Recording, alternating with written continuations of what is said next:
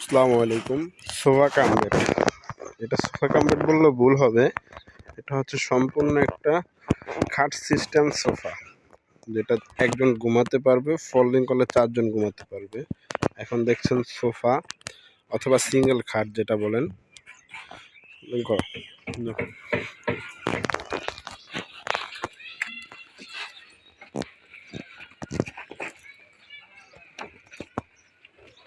আবার ফোল্ডিং করো।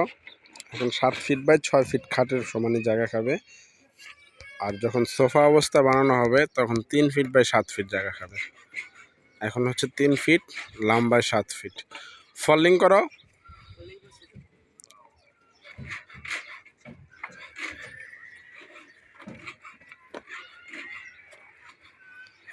আর এইভাবে হচ্ছে প্লেন মাটির নিচে হতে এইভাবে সিস্টেমটা দেখাবে চারদিকে।